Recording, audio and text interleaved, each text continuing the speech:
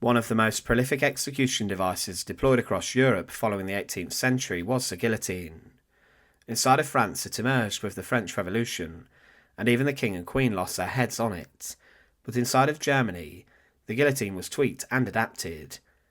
It was known as a Fallbeil or the falling axe, and the metal device was deployed inside of prisons.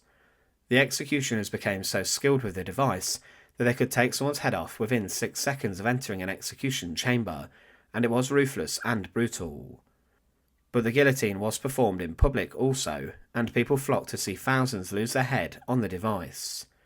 One woman who became the last woman publicly executed inside the Kingdom of Saxony and Germany was Grete Beier. To support our channel, please make sure to subscribe. Grete Beier was born as Marie Margareta Beier, and she was born in September 1885. She was part of a well-known prominent family, and in 1905 she became engaged to a man named Johannes Merker. She did not inform her parents, but then this relationship was broken off because he slept around.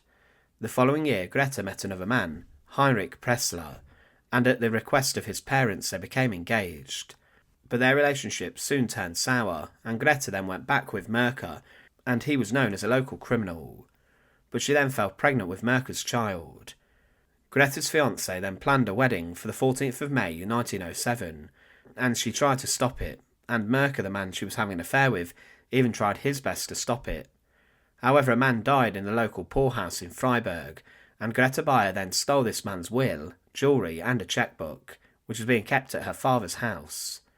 She was related to the deceased, but then she went even darker, and she plotted to kill her future husband. Grete Beier tried to plan her future husband's death as if he had taken his own life, and she poisoned him with cyanide on the evening of their marriage. She then even shot him with a revolver in his mouth to make it appear that he had done the deed himself. She even wrote letters, allegedly from her husband, outlining his alleged reasons for doing so. But then in the following month, the fraud and theft about the deceased man was investigated, and with this Grete became implicated in the plot. She later confessed to the murder of her fiancé Pressler too. At trial she was then sentenced to death, and she was to be executed on the guillotine. Before her execution took place she appealed for clemency to the king, but this was rejected. On the 23rd of July 1908 she was taken out of her prison cell in front of the district court at the Albert Park in Freiburg. In a courtyard there was a scaffold, and on top of the scaffold was a guillotine that would be used in her execution. It was propped up next to the side of the building, and was accessed by a set of steps. There are a few different accounts as to what happened with her execution.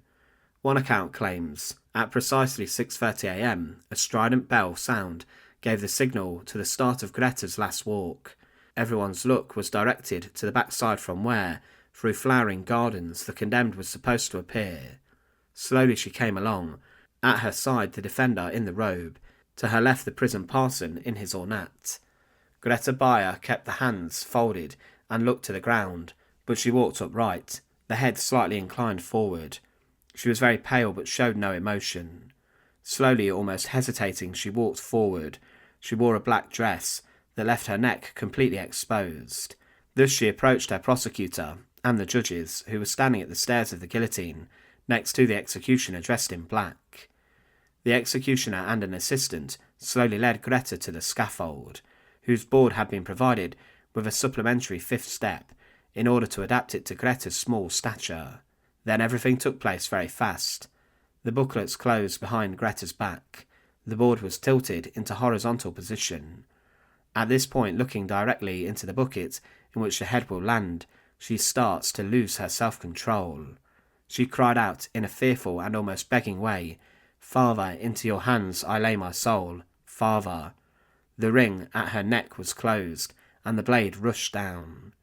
The executioner took off his hat and announced to the public prosecutor that the verdict had been executed. The prosecutor requested the people who were present at the execution now depart calmly.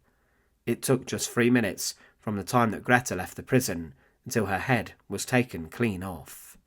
It had taken only a matter of minutes from when Grete Beier had entered the courtyard for her execution in front of the crowd of many hundreds for her head to be taken clean off on the guillotine or the Fallbeil, the German device.